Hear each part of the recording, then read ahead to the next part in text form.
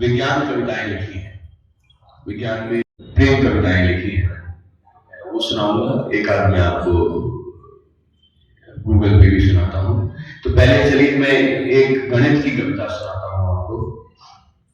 आप सब जानते ही हैं, कुछ मैंने गणित के बिंबों और प्रतीकों का प्रयोग किया। मैंने कहा कि मैं और तुम वृत्त की परिधि के अलग अलग कोनों में बैठे दो बिंदु हैं। मैं और तुम वृत्त की परिधि के अलग अलग कोनों में बैठे दो बिंदु हैं। मैंने तो अपने हिस्से का अर्धव्यास पूरा कर लिया। मैंने तो अपने हिस्से का अर्धव्यास पूरा कर लिया। क्या तुम मुझसे मिलने के लिए केंद्र पर आओगी? ये भी गणित का ही प्रयोग। एक और देखिए गणित का ही प्रयोग। मैंने कहा कि मैंने कई बार कोशिश की है तुमसे दूर जाने की। मैंने कई बार कोशिश की है तुमसे दूर जाने की, लेकिन मीलों चलने के बाद जब पीछे मुड़ के देखता हूं तो तुम्हें उतना ही करीब पाता हूं। अब इसको देखिए गणित में कैसे समझाने की कोशिश की है, कैसे संभव है कि मीलों चलने के बाद जब पीछे मुड़ के देखता हूं तो तुम्हें उतना ही करीब पाता हूं। तुम्हारे इर्द गिर्द वृत्त की परिधि बन के रह गया हूं।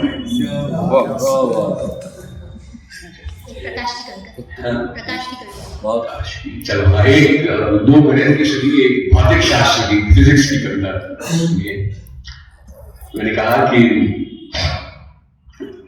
कि तुम्हारे शब्द मुझ तक पहुंच ही कहां पाते हैं। तुम्हारे शब्द मुझ तक पहुंच ही कहां पाते हैं। अक्सर जमाने की जबरदस्ती ओढ़ाई गई चाशनी में फिसल के लौट जाते हैं। आप जानते हैं कभी कभी हम शब्दों को इतना मीठा बना देते हैं कि वो अपना अर्थ खो बैठते हैं। तो तुम्हारे शब्द मुझ तक पहुंच ही कहां पाते हैं। अक्सर जमाने की जबरदस्ती उड़ाई गई चाशनी में फिसल के लौट जाते हैं। तुम्हारे होठों के गोल होने से शुरू होकर शब्दों के मेरे कान तक पहुंचने का समय एक युग के समान लगता है। और अब देखिए किताबों में पढ़ा था प्रकाश की गति ध्वनि से तेज हुआ करती है। आप में से जो विज्ञान के विद्यार्थी हैं कि किताबों में पढ़ा था प्रकाश की गति ध्वनि से तेज हुआ करती है। शायद इसीलिए तुम्हारे आंखों से कहे बोल तुम्हारे शब्दों से पहले मेरी आंख की कोर तक पहुंच के ठहर जाते हैं। तुम्हारे शब्द मुझ तक पहुंच ही कहां पाते हैं।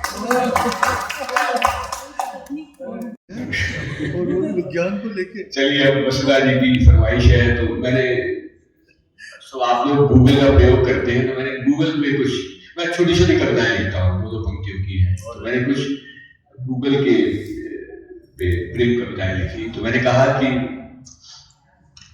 कि सुनो, क्या तुम्हारा नाम गूगल है? क्या तुम्हारा नाम गूगल है?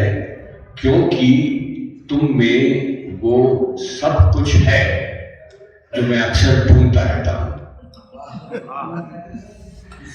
अच्छा, फिर मैंने कहा कि अगर आपने गूगल का प्रयोग किया हो तो आपने देखा होगा कि आप जब टाइप करते हैं तो चलिए सुनिए कविताएं सुनिए कि सुनो। हाँ, मैंने कहा कि मेरा सवाल पूरा करने से पहले ही 3 सुझाव और 5 उत्तर। मेरा सवाल पूरा करने से पहले ही 3 सुझाव और 5 उत्तर। तुम ना सचमुच में गूगल हो। फिर मैंने कहा कि ऐसा नहीं, सुनो, ऐसा नहीं कि मुझे किसी भी सवाल का जवाब नहीं मालूम, लेकिन कभी कभी एक लंबी चुप्पी और एकांत के बाद बस किसी से बात करने को जी चाहता है। और एक अंतिम जो है, हर सवाल का जवाब है तुम्हारे पास, दुनिया भर की किताबें पढ़ ली हैं, हर सवाल का जवाब है तुम्हारे पास, तो फिर बताओ वो मेरे बारे में क्या सोचती है।